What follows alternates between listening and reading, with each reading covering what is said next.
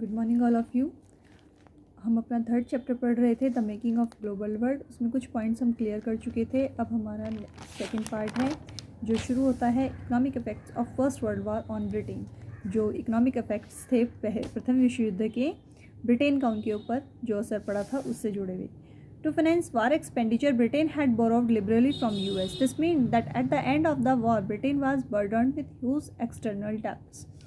अपने जो एक्सपेंडिचर हुए थे, जितने खर्चे हुए थे युद्ध पे, जितने भी उसने सामान लिए थे या बनाए थे, उस समय वो युद्ध में ही ध्यान लगा रहा था। तो उन खर्चों को पूरा करने के लिए ब्रिटेन ने अमेरिका से लिबरली यानी कि बहुत ज़्यादा मात्रा में बिना सोचे समझे बहुत सारा उधार ले लिया, जिसकी वजह से जब युद्ध का अंत हुआ तब तक ब्रिटेन अमेरिका से लिए हुए कर्ज़ों के भार तले दब चुका था।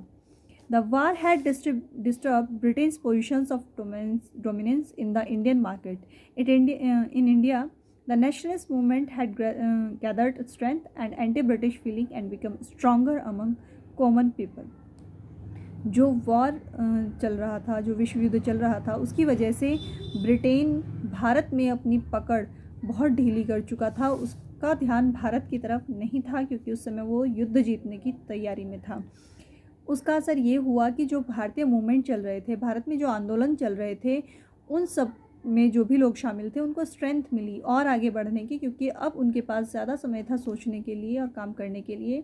भारतीय व्यापारियों के पास भी ज़्यादा समय था क्योंकि इस समय ब्रिटेन भारत में अपने व्यापार पर भी ध्यान नहीं दे पा रहा था, तो उनके पास बहुत समय था। और इससे जो ब्रिटेन के विरुद्ध उन लोगों की चाल थी, जो भी वो ब्रिटेन के विरुद्ध करना चाहते थे, वो उसमें कामयाब हो रहे थे और उनका ऑब्जेक्टिव केवल यही था कि वो देश को किसी भी तरह आज़ाद करा लें।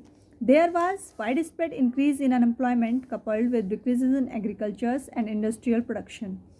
ब्रिटेन में दो तरह से बेरोजगारी बहुत ज़्यादा बढ़ गई। कॉटन जो इंडस्ट्रीज़ थी वो भी नीचे गिर रही थी और जो इंडस्ट्रियल प्रोडक्शंस था यानी कि जो कॉटन से जुड़ी हुई चीज़ें बनती थी या और भी चीज़ें जो मैन्युफैक्चर्स होती थी, वो सब रोक दी गई थी केवल युद्ध की तैयारी के लिए। केवल युद्ध में जो सामान चाहिए होता था उनका निर्माण किया जा रहा था, तो बाकी चीज़ों के लिए सब चीज़ों पर रोक लगा दी गई थी। तो इस वजह से वहाँ पर बड़ी मात्रा में बेरोज़गारी आ गई थी। जो कॉटन प्रोडक्ट्स होते थे वहाँ पर, जो सूती चीज़ें तैयार होती थी, उनका जो एक्सपोर्ट था वो भी रुक गया था और भारत में जो वो कम कीमत पर ख़रीद रहे थे यहाँ के कॉटन को ज़बरदस्ती, वो भी रुक गया था। Unable to modernize, Britain was finding it difficult to compete with US, Germany and Japan internationally. अंतर्राष्ट्रीय स्तर पर ब्रिटेन के लिए बहुत मुश्किल हो गया यूएस, जर्मनी और जापान के साथ compete करना, उसके साथ प्रतियोगिता करना, क्योंकि अब वो इस स्थिति में नहीं था कि वो अपने जो रोज़गार के साधन हैं, जो प्रोडक्शन के साधन हैं, उनको मॉडर्नाइज कर सके। रिंडरपेस्ट एक तरह से प्लेग की बीमारी थी जो कि जानवरों में फैलती है। रिंडरपेस्ट की वजह से वहाँ के जो पालतू जानवर थे ये उनमें फैल रही थी और ये एक जानवर से दूसरे जानवर में फैल रही थी, तो जानवरों से जुड़े जो रोजगार थे उनके ऊपर भी असर पड़ रहा था।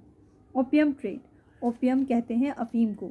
जो अफ़ीम का व्यापार था जो भारत से होता था चाइना के साथ, और इसे करते थे ब्रिटेन वाले जो मतलब भारत से व्यापार करते थे ओपियम का चाइना के साथ, उसकी वजह से उनको सबसे ज़्यादा फ़ायदा होता था। द ग्रेट डिप्रेशन, महामंदी का एक दौर आया था, जैसे कि हम अभी भी देख रहे हैं, एक तरह से महामंदी का ही दौर है। लोगों की नौकरियां जा रही हैं। इसी तरह से उस समय पर भी एक समय आया था, an economic situation in which most part of the world experience catastrophic decline in productions, employments, incomes and trade.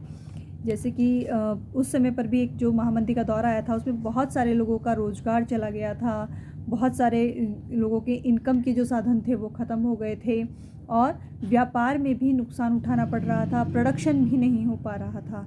उस समय मंदी इतनी ज़्यादा आ गई थी और ये शुरू हुआ था लगभग 1929 के आसपास और ये रहा था 1930 के मध्य समय तक, मतलब half years of 1930, starting from 1929 to half of 1930. Great Depression in the US between 1929 to 1930.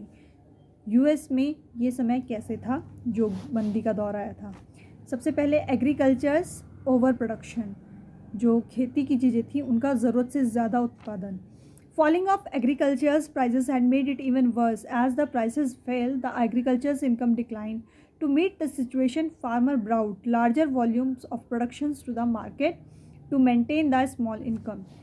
जो उस समय प्रोडक्शन हुआ था, क्योंकि पैसे की जो डॉलर की कीमत थी वो गिर रही थी, तो अपने खर्चों को पूरा करने के लिए जो किसान थे वो ज़्यादा मात्रा में जो अपनी फसल है उसको मार्केट में लेके आए, ताकि वो अपना जो खर्चा है, जो अपनी मिनिमम इनकम उनको चाहिए होती है, कम से कम उसको निकाल सके। तो कम कीमत पर वो ज़्यादा सामान बेच कर जा रहे थे। लेकिन क्योंकि पैसे की वैल्यू कम हो रही थी तो ख़रीदार भी कम ही मिल रहे थे, नौकरियां जा रही थी तो ख़रीदार भी नहीं उत्पन्न हो रहे थे नए, तो इस वजह से वो सारा सामान बर्बाद ही हुआ। Second, US loan crisis. US जो लोन देता था उसके ऊपर भी संकट आया। In the mid 1920s many countries finance their investment through loans from the US. 1920 में बहुत सारे ऐसे देश थे जिन्होंने यूएस से लोन लिया था और उन्होंने उस लोन से अपने आप को दोबारा से विश्व में स्थापित करने की कोशिश की थी, और ये उनके लिए बड़ा मुश्किल का समय आ गया था, क्योंकि यूएस ने जो लोन दिया था उसको बहुत से लोग लौटा नहीं पा रहे थे। तो इसकी वजह से क्या हुआ कि यूएस ने अपने हाथ खींच लिए लोन देने से, आगे वो किसी को भी लोन देने की सिचुएशन में नहीं था, और इसकी वजह से विश्व के बहुत सारे बैंक धराशायी हो गए। NIEO, although there was unprecedented economic growth in the West and Japan, nothing was done about the poverty and lack of development in countries which were earlier colonies.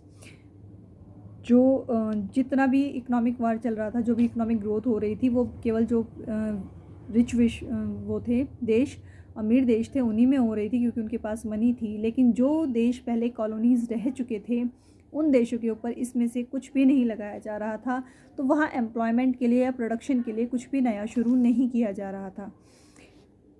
Thus this arose a need of the developing nations of organize themselves. तो इस वजह से जो developing Nations थे, जो विकासशील राष्ट्र थे, उन्होंने अपना एक संगठन बनाया जिसको कि हम G77 के नाम से जानते हैं, जो एक ग्रुप है जो डिमांड करता a new international economic order, NIEO, new international economic order, यानी कि नई तरीके से एक इकोनॉमी ऑर्डर जो निकालने का है। इसका सिस्टम ये है कि ये जितनी नेचुरल रिसोर्सेज हैं इन देशों में, विकासशील देशों में, उनके ऊपर कंट्रोल रखता है, और जहाँ जहाँ ज़रूरत महसूस होती है, जिस देश को ज़रूरत महसूस होती है, ये G77 के जो देश हैं ये एक दूसरे की अपने आए हुए क्राइसिस के समय में, अपने आए हुए संकट के समय में एक दूसरे की मदद करते हैं। Bretton Woods agreement. The main aim of the post-war international economic system was to preserve economic stability and full employment in the industrial world.